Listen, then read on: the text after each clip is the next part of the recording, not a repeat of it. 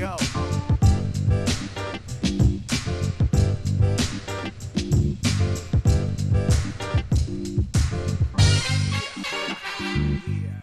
Mutually beneficial.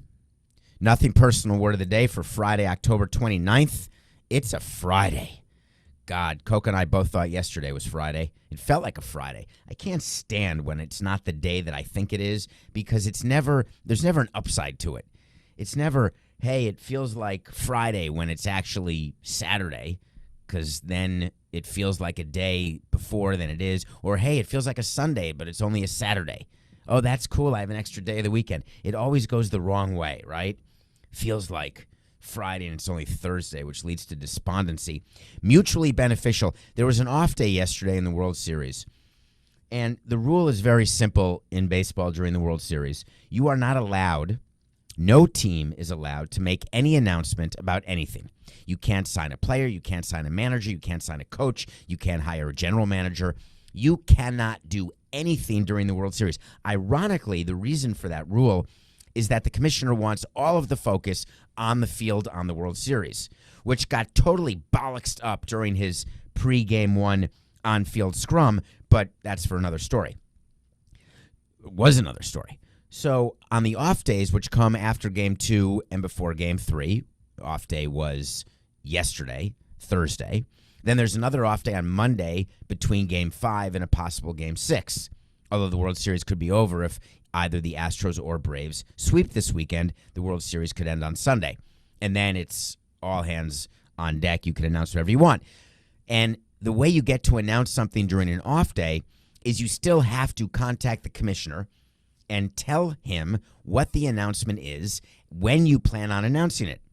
And then he gives you permission, and then you proceed. So here we are spending our off day waiting for something amazing to happen, and then doo-doo. That's my text noise when I get a text from Coca. Doo-doo. And when I know, I get several texts from Coca an hour on various things because he produces this show and basically runs this show.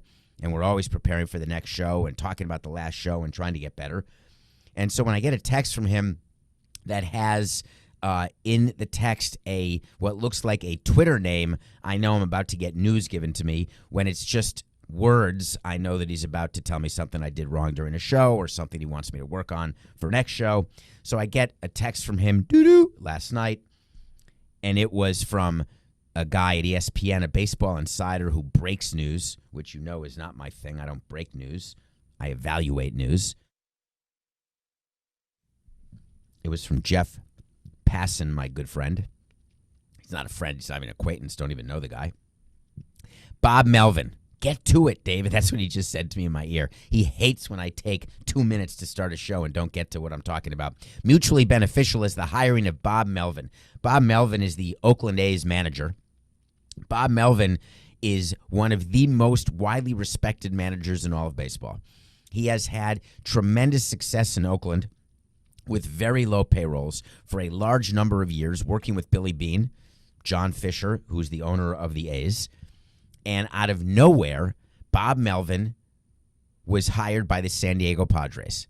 A.J. Preller, who we have talked about ad nauseum on this show, although that has a negative pejorative connotation. A pejorative connotation I don't mean for it to be. Well, I sort of do, because he's not really my cup of GM. The San Diego Padres, you knew were going to go with experience. They had Andy Green was A.J. Preller's first manager. Then Jace Tingler was his second manager. What do those two people have in common? You've never heard of either of them.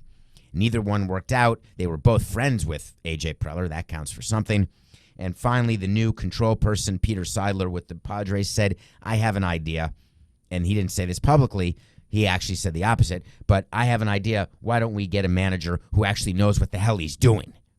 Why don't we get a manager who has a chance to deal with both Tatis and Machado and aging superstars like Hosmer and Myers, though I'm not sure they're superstars, but they are aging. But Bob Melvin works for the Oakland A's. How would it even occur to anybody that he's available? So he had his option exercised for 2022 by the Oakland A's on June 15th. So when you are doing a manager search, when we did our 20 manager searches, we had several columns of people available, not available. Then under available, it was available with experience, available without experience, not available with experience, not available without experience. Those not available without experience would be if you're doing something a little off the beaten path, someone like a bench coach, someone like a GM, someone who you're bringing in to be a manager who has no managerial experience, but is also working for another team. The definition of not available is working for another team. But anyone in the not available category, we're still, if we want that person, we are going to call the team, much like Steve Cohn is doing, trying to get a new president of baseball operations, calling all of these other teams with those who are, quote-unquote, unavailable with no experience and either getting permission or not. We're still going to make the call. So Bob Melvin, to me, would be in the category of not available with experience, but secretly available. And if you are in the not available with experience, but secretly available category, that is the arena where deals are made. A deal was made yesterday between the Oakland A's and the San Diego Padres. Make no mistake about it. The A's did not receive compensation from the San Diego Padres the way you would think of compensation, a player or a draft pick or international bonus slot money. The Oakland A's got $4 million from the San Diego Padres. Whoa, I didn't read that anywhere. How can that be, David? What are you talking about? The option that Bob Melvin signed in June of 2021 for his contract to be renewed for 2022 was at $4 million. When the San Diego Padres came calling and said, hey, could we talk to Bob Melvin? Would that be out of the question? Do you know what the Oakland A's said? Are you sure? Because we love it. We have a stadium situation going on. We're going to have to put money into a new stadium. It's likely going to be in Oakland, but people think we're relocating to Vegas. But if you listen to Nothing Personal, you know that we're not relocating to Vegas. We're going to get the deal done in Oakland, but that stadium's not going to be open for a number of years. Our window for competing is now closed. We're going into a rebuild as we lead into the opening of the new stadium. Do you remember the roller coaster, the parabolic curve that we discussed with low revenue teams when their windows open and when their windows closed? If you're watching on YouTube, Nothing Personal with David Samson, you're watching me go up like a roller coaster, down, and then up again. And I always talked about the best teams keep the down as short as possible. I did this exact thing in 2009 as we started building toward the opening of the ballpark in 2012. You start planning your team as you head into your new ballpark so you can be at the peak of your winning.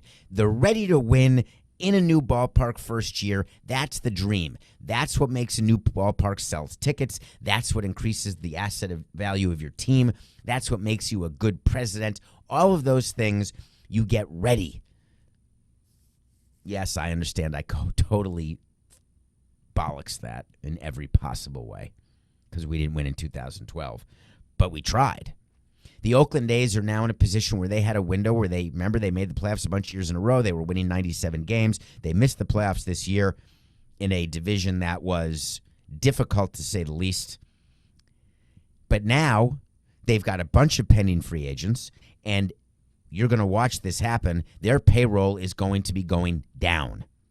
I'm talking about going down in a way that would make Bruce Springsteen proud. I'm going down, down, down. And with a low payroll, you do not need a $4 million veteran manager. It's not necessary. So there's a lot of rumors that the Oakland A's are going to bring in Ron Washington now, who is the third base coach for the Atlanta Braves. They're going to bring in someone like that, maybe a Bobby Valentine if he loses his mayoral bid in Stamford, Connecticut. I think they're going to go for a manager who they can pay $500,000 to, and they can groom to maybe become a manager when the team is ready to win, or hold down the fort until the team is ready to win again when they open up their new ballpark, whenever that may be in 3-4 years. So when the call comes in to Billy Bean by A.J. Preller, hey, Billy, any possibility of talking to Bob Melvin? Yes. But hold on. Before you can call him, I'm going to call him. Hey, Bob, the Padres have a managerial opening. What are your thoughts on that? Now, I'm not saying you can't come back. We love you. I love working with you. I'm just saying that this is where we're headed. This is what we're doing with our team. This is who the players are going to be. This is what our payroll is going to be. This is what it's going to be the year after. You don't even have a contract for 2023. We're not going to win enough games to warrant us signing you to a new contract. Well, in that case, of course I'll talk to AJ and the Padres because they're ready to win now, and they've got a payroll that's bloated. That's what mutually beneficial is. Do you remember when I told you that the Padres will hire a manager with experience? Well, that's the whole wait to see concept. We say wait to see, and if it happens, we revisit it. If it doesn't happen, we revisit it. On October 7th, I said the Padres will hire a manager with experience, and so they have. Bob Melvin goes to San Diego. Should all the Friars be jumping for joy in their robes? You got yourself one of the best managers in the game. You are this close. My fingers are super close together right now. You're this close to being ready to win. You're missing only one thing, and that is a president of baseball operations. Good luck with that. Mutually beneficial. Do you know what's not mutually beneficial? Transition alert, transition alert. What is not mutually beneficial is paying attention to PETA. People for the ethical treatment of animals. I'm not against the ethical treatment of animals. I'm against drinking Kool-Aid. I'm against being told when to drink Kool-Aid, how to drink the Kool-Aid, and then making sure that the Kool-Aid is laced with something that will cause my imminent demise. Little do people know when they join PETA that they're going to become part of an organization that strives to annoy without any redeeming qualities. PETA announced yesterday that they were offended and upset with the name of the bullpen in baseball, and they want to change the name to Arm Barn because animals in pens are waiting to be slaughtered. By the way, arms in bullpens are waiting to be slaughtered, too. That's what happens to bullpen arms. Blowing out, Tommy John, torn labrum. Oh, David, don't you compare the slaughter of animals to a pitcher who can no longer throw 98 and has to do rehab for a year with his arm in a sling. David, you're so insensitive. I'm going to tweet at you at David P. Samson. Bring it on. You've done it already. In 2012, we opened Marlins Park with fish tanks behind the plate. And the Florida Marlins, who were then the Miami Marlins, we changed our name, the Miami Marlins had to create a new email server to take all of the emails that I got because I had a public account that was d.samson@marlins.com. That was an account that was for everyone to use. You want to reach me? It's sort of like the Nothing Personal public account we have right now, and I forgot what that is. Is that Nothing Personal with David Samson at gmail.com, Coca? Do you write out Nothing Personal with David Samson? Okay. So it's this public account where people could ask me questions and people could lodge complaints, whatever they wanted to do, and I would answer every email. My assistant and I would go through and answer all of the hundreds, thousands of emails that we would get on a daily and weekly basis. Now, we had sort of form responses to several of them. If you wanted money as a charity, if you wanted something signed by a player, if you were upset about the lack of good food in the ballpark, if you wanted the team to win more games, what I did is I created these forms that responded to 98% of emails that were sent, and then the other 2%, we had to sort of amend the forms, and Beth would come into my office. I would dictate what I wanted to respond. We'd respond, and we'd move on. And all of a sudden, we got an email one day that was a paragraph long that I was the devil reincarnated, which, heard that before, big deal. And the reason is that the fish that were in the fish tank were going to be subject to a miserable life because they were going to be scared by the vibration of a foul ball hitting the fish tank and the noise that would be generated by a sold-out stadium. Back then, when the ballpark hadn't opened, people had assumed it would be a sold-out stadium. My response should have been, "Dear PETA, thank you for concern, but our attendance sucks. Those fish have bigger crowds in a third-floor walk-up in a downtown apartment." But instead, I came up with a response that we've spoken to people at the fish store, and these fish will have a better life here than they would in the ocean because we're going to feed them. They're not going to get eaten by predators. And by the way, we've put glass over it where it is bubble glass and it's shatterproof, and they're all going to be fine. So stay out of my business. Love, David. Thanks for your email. And then the next one came in, and then the next one. And we got hundreds of thousands of the same email. So what PETA did is they sent to their on blast all of their members, please send the following email to David Samson, president of the Marlins, who is opening a fish tank in his new ballpark, which had never been done. And it's not like the Devil Rays tank, which is in the outfield, which is not near anybody. This was in full view. You can't see it anymore because Jeter got rid of it. Bitter, no. Do whatever you want. I miss my fish tanks. It was so cool. If you miss them a lot, go to an old episode of Fish Tank Kings. They did an episode with the installation of the fish tanks, and I got to, prove how the glass wouldn't shatter with a foul ball. It was fun to record that, actually. I did that before Survivor. That was my first foray into reality TV, was Fish Tank Kings. So PETA has all of these form emails. They send it. They go on blast. And I did the one response, and we had a server created that just responded to all of these emails automatically, so I ended up not seeing them. But it really was hundreds of thousands. So now they are counting and asking Major League Baseball to switch its bullpen to Arm Barn. Boy, that's really taken a stand. Should be ashamed of themselves. I really have nothing further to say on that topic except it's not even worthy of wait to see. The bullpens will not be renamed Arm Barns. Somebody's going to do it for fun. If I were the president of a team, maybe as a promotion, I would just change it. I would get a sponsor. I may try to get a farm sponsor and name it the Arm Barn just to be funny. Bullpen. Yeah. Arms to the slaughter. All right. I think, Coca, we have a pretty serious topic we have to cover, but I think we should cover it after the break. Let's go to break early today. And then when we come back, we're going to talk about the Blackhawks scandal again and the fact that the Florida Panthers Coach Quenneville, resigned yesterday and what that all means. And then we're also going to discuss an important subject that happened with another letter that went to players around this country in every sport. We'll be right back. Welcome back to Nothing Personal. My name is David Samson. Thank you for rating, reviewing, following, subscribing, and spending the week with us. It's been a hell of a week. So many stories, it's hard to get to all of them. But I promise you that we still watch a movie every day. I watched a movie called Together. I rented it on either Apple TV or Amazon.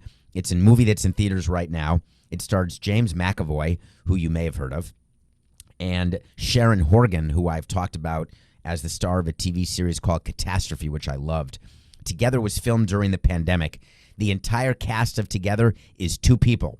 A husband and a wife, a nameless husband and wife. At the end credits, it's he and she.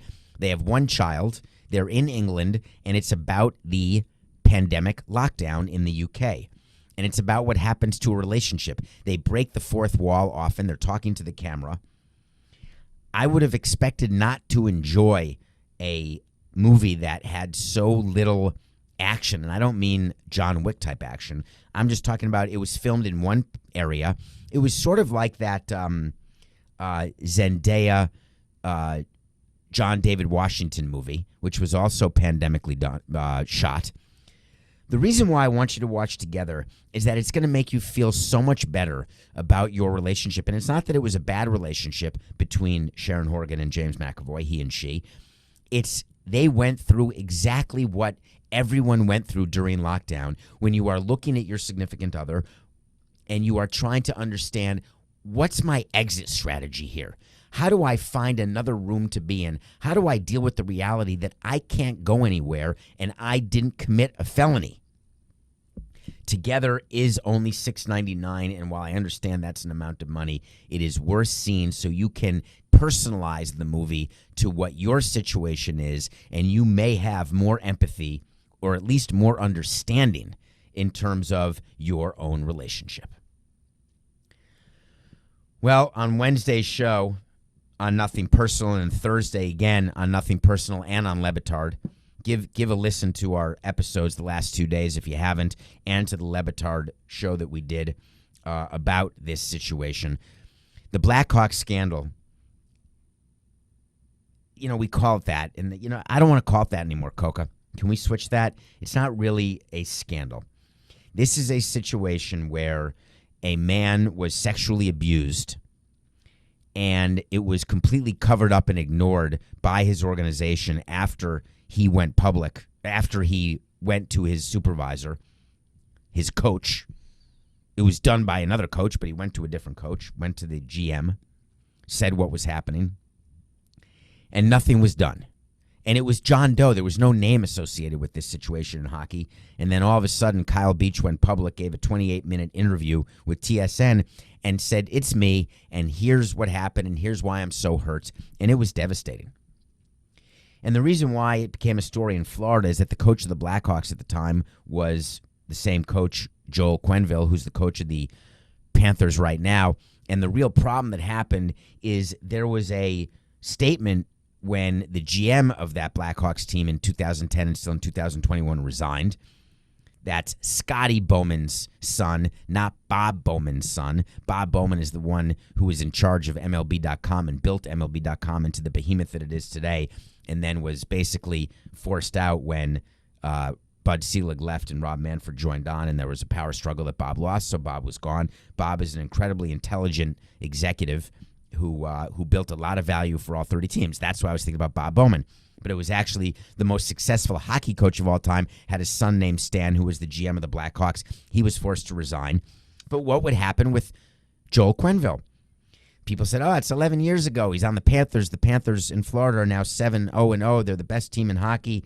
It's all going to be okay. And I said to you on Wednesday, it's not okay. I guarantee you this ends with him not coaching the Florida Panthers ever again. He's done.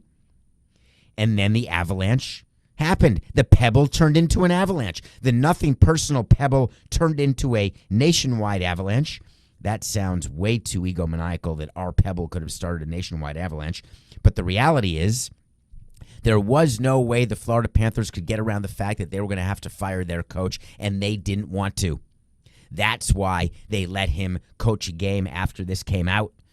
That's why what came out was that he knew about it but didn't care because he wanted to win games on the way to the Stanley Cup. But the Panthers let him coach. They wanted the NHL to figure out what to do.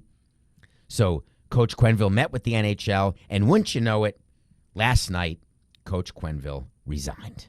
So the wait to see on October 27th was certainly correct, that he would resign, and he did. It didn't take long. Now, what did take the time, because people were wondering why it didn't happen earlier in the day, is that he had about $10 or $20 million left on his contract, and that had to be negotiated. His severance had to be negotiated. The same reason John Gruden took some time when he was going to get fired, but he got to say he resigned because of the email situation with the Washington Football Skins. And so time had to happen while the lawyers were negotiating what the severance would be, and while real PR people were hired to figure out what are we going to say. So Quenneville got his own PR person. He came out with a statement last night. With deep regret and contrition, I announced my resignation as head coach of the Panthers. He was allowed to resign as part of the deal. Does anyone get fooled by that anymore? Quenneville did not resign of his own volition. He was fired. He said, I want to express my sorrow for the pain this young man, Kyle Beach, has suffered. Horse hockey. It should say, I want to express my sorrow that I got swept up in this and that my name was thrown out there, and now I'm forced to resign because I was going to get fired because of the society in which we live, where there can be no forgiveness for something done 11 years ago, and I'm forced to pay the piper. That would have been a paragraph. I want to reflect on how all of this happened and take the time to educate myself on ensuring hockey spaces are safe for everyone. Triple horse frickin' hockey. That's what all of the high-paid PR people are telling everyone to say. You get caught saying a homophobic slur, you get educated. You get caught saying a racist slur, you go get educated. You get caught saying something about Castro, you go meet with people and get educated about the relationship between Castro and Miami, or the relationship between pedophiles and children, or the relationship that exists when young people are not protected properly. It's like in the USA gymnastics, women's gymnastics team, I'm going to get educated. You don't need to get educated.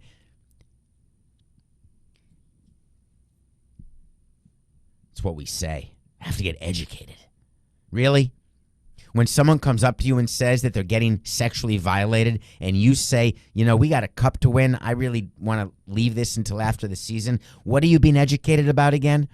Are we educating you that it's wrong to sexually harass and violate someone or abuse someone? Is that the education you need to know whether that's right or wrong? Or do you need the education to know whether or not you need to do something about a problem that is brought to you? Hey, your kid comes to you. Your kid's being bullied at school. Hey, I can't react to this. You know why? I got work to do, and I'm going to educate myself into what bullying is and what the significance is and whether or not it can be a problem for someone. It's pathetic. NHL took the time to do a statement, and this was a good one. It's a statement from Gary Bettman on the resignation of Joel Quenneville, and it starts with, the National Hockey League agrees with the decision tonight by Joel Quenneville to resign his duties as head coach of the Panthers.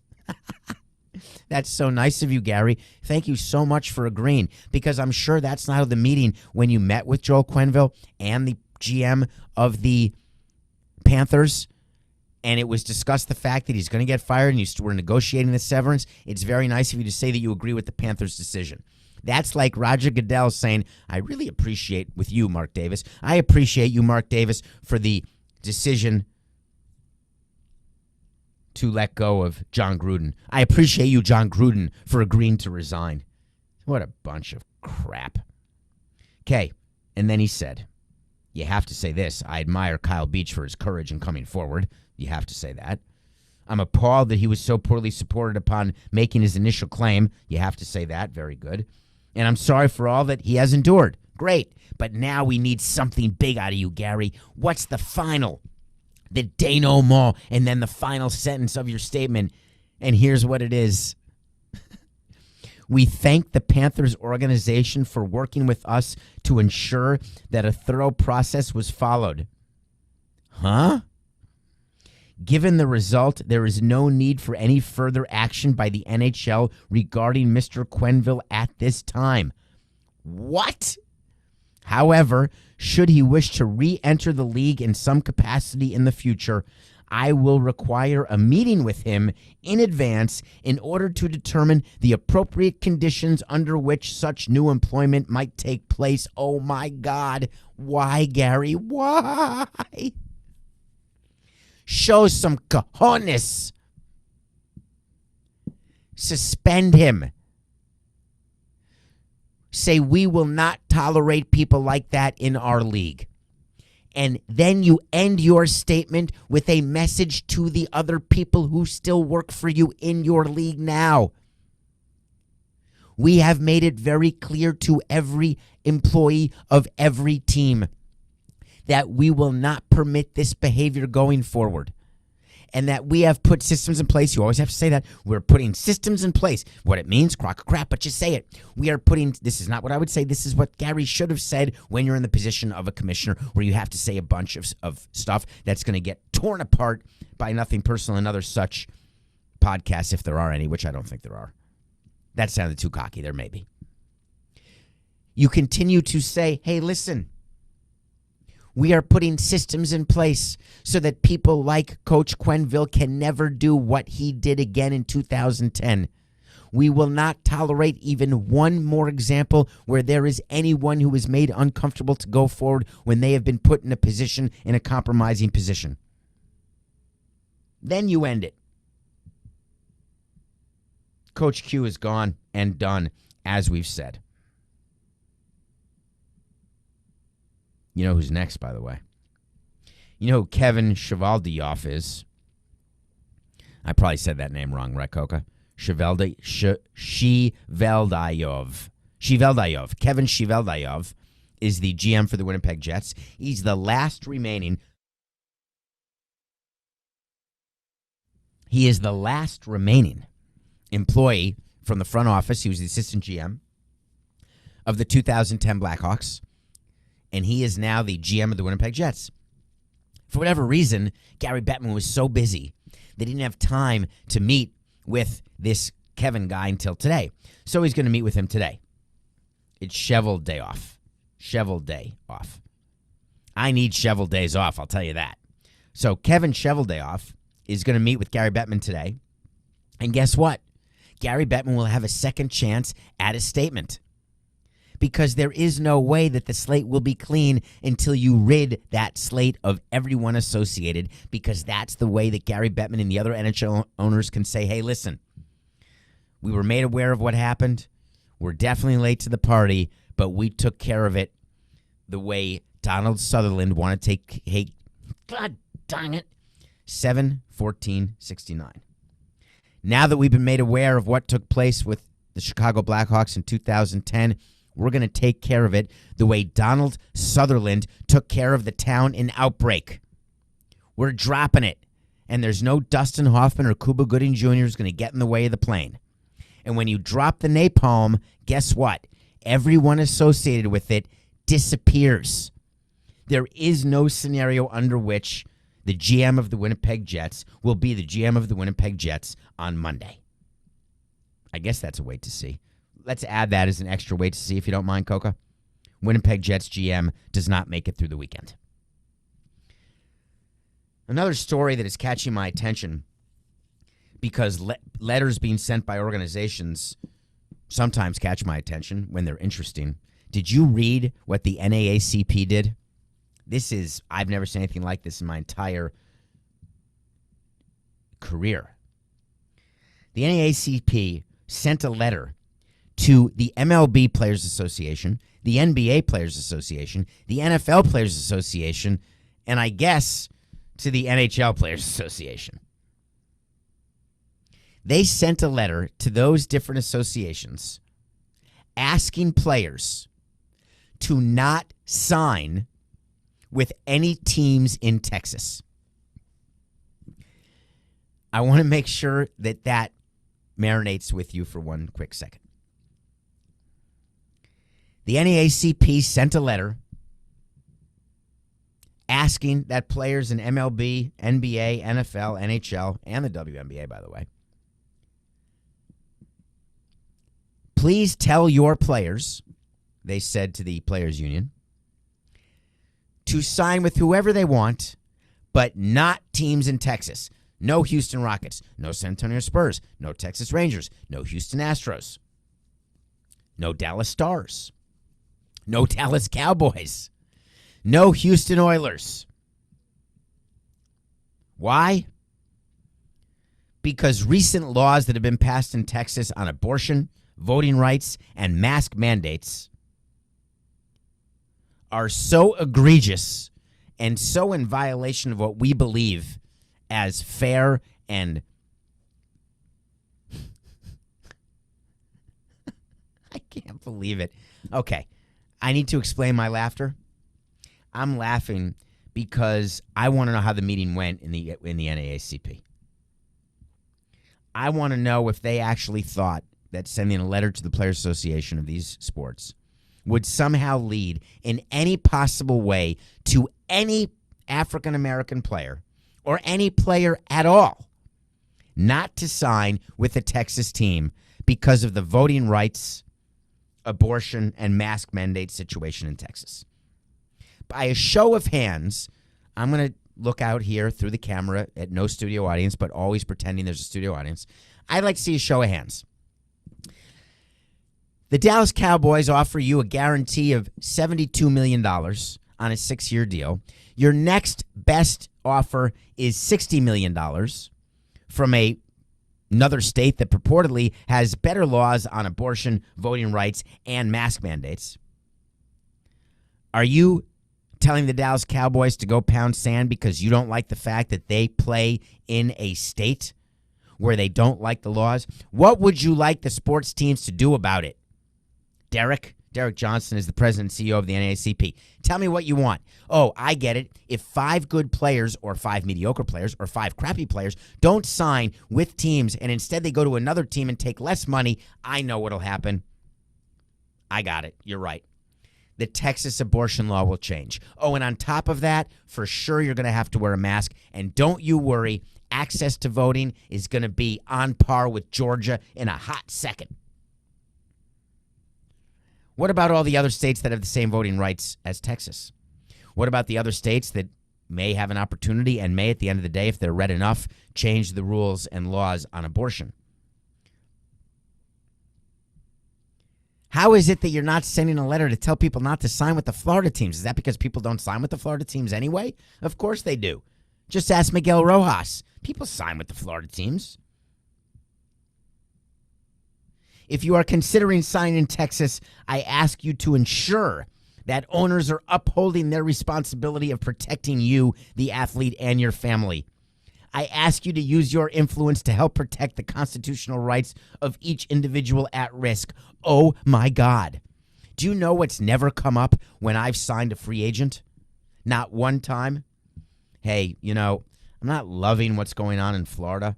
Could you do me a favor and call your senator, call Marco Rubio, and see if maybe you could get him to change what we're doing? And by the way, while we're at it, can I talk to the governor? That Governor DeSantis, man, he's a bunch of crap. I don't agree with anything he's doing. But, hey, we're offering you an extra guaranteed year. Oh, sorry, where do I sign? Nothing personal, pick of the day. We had the Packers. Did you know that? We didn't need 6.5. We could have given 2 and still won. We're 140 and 126. I want to give you my picks for the weekend. We have Game 3 tonight in the World Series. We're back. So there'll be no managerial announcements. We've got 3 games in Atlanta, and Atlanta's second and final remaining starting pitcher is going tonight, Ian Anderson, against the rookie Luis Garcia. Garcia is the one who pitched like no-hit ball into the 5th inning in Game 6 of the LCS against the Red Sox. Do you remember that? Anyway, huge, huge game for Atlanta. Atlanta will prevail. Braves over Astros on Friday. And then I can't tell you about Saturday's game until Friday's game, but I do have a college football pick, and it's not Alabama. You have to watch Michigan State. Michigan is actually having a far better year. I was way wrong. I didn't think Harbaugh would survive. Michigan State is getting 4 versus Michigan. I like Michigan State getting 4. Michigan's giving a little too many. And then Sunday, we've got another great game. Pete Carroll is on the hot seat in Seattle. Russell Wilson is going to, again, demand a trade. Probably. Seahawks are playing the Jaguars, but the Jaguars are such a mess. I think they got their victory when they celebrated. Remember when Urban Oscar Mayer said it was a greater thing than winning a national championship when they beat the Jets in London? Or the Dolphins in London, sorry. Whoever they beat in London. Anyway, Seahawks minus 3.5 over Jags. Braves over Astros. Michigan State plus 4 v. Michigan. Seahawks minus 3.5 over Jags.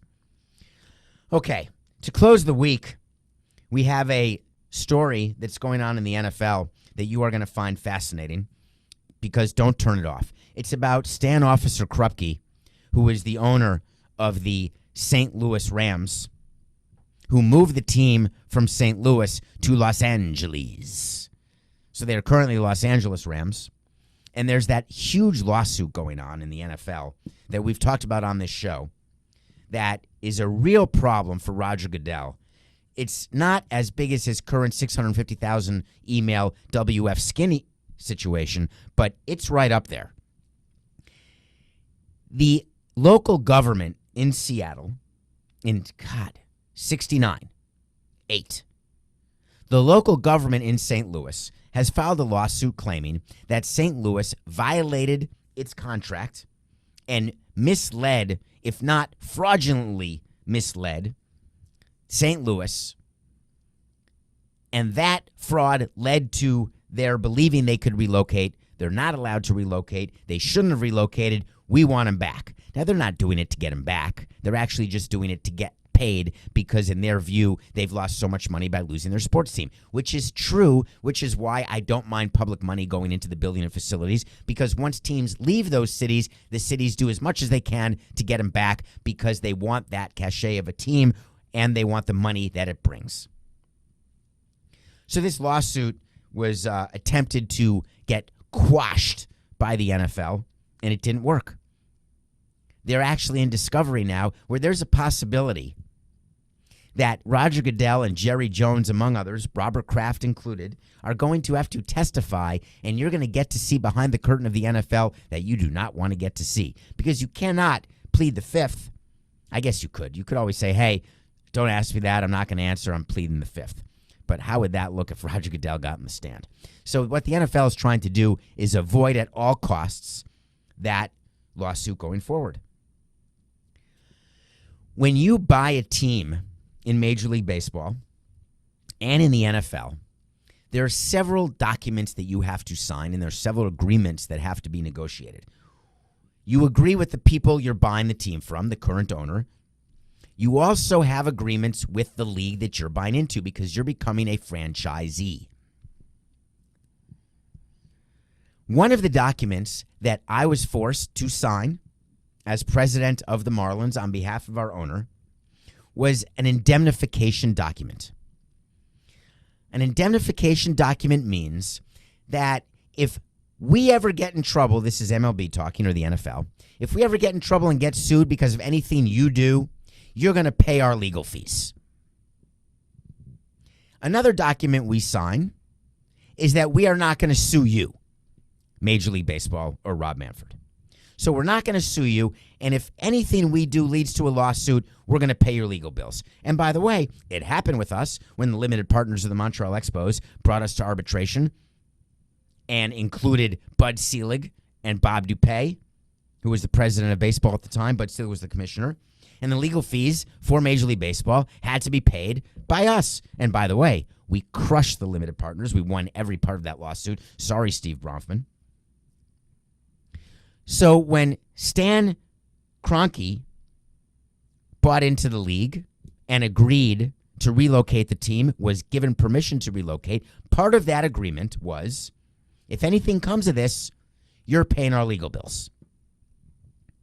Well, little did Stan know at the time that this lawsuit would be brought and that it would go as far as it's gone and that the legal bills would be in the tens of millions of dollars because, individual teams have been involved as well. So it's not just the commissioner's office spending money on lawyers. It's the Dallas Cowboys. It's the New England Patriots. And if you know lawyers, like I know lawyers, you can ring up a lot of money in bills. A lot. Like enough for an apartment in New York City. In New York.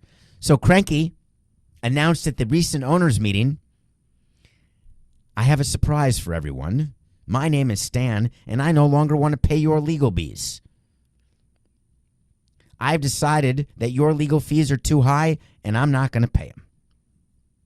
And the NFL owners said, are you kidding me? Stan, leave the room right now. They kicked Stan out of the room to talk amongst themselves about what to do. Jerry Jones had to say, hey, listen, he's not going to really sue us. He's not going to break the indemnification agreement. We're not going to have to sue him. It's all going to be okay.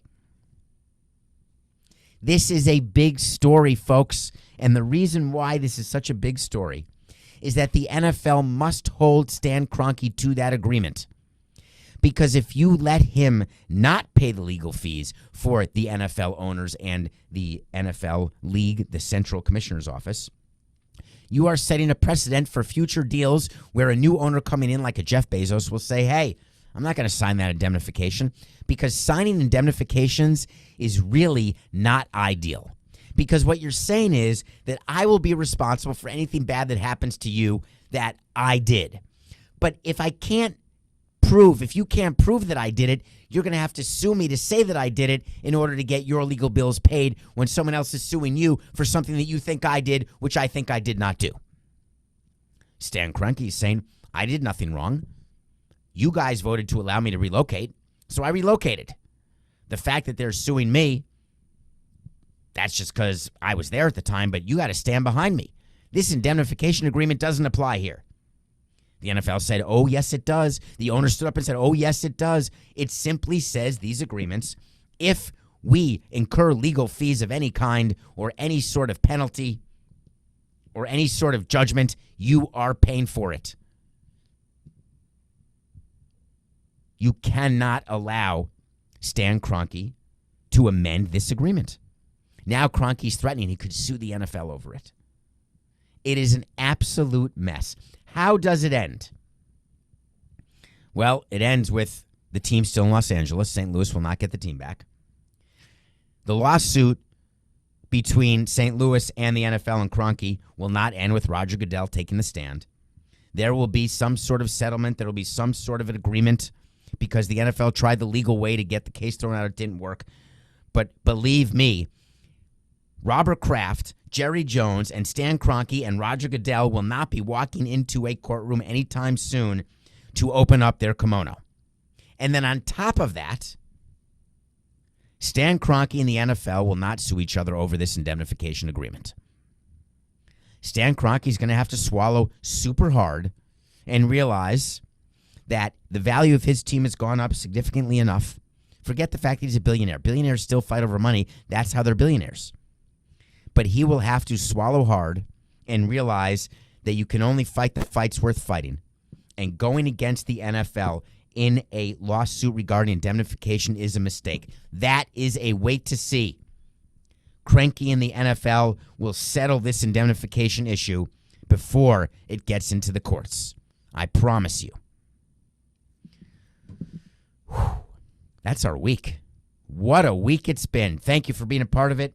We will see you on Monday. I promise you that. Remember, it's just business. You know that, Stan. This is nothing personal.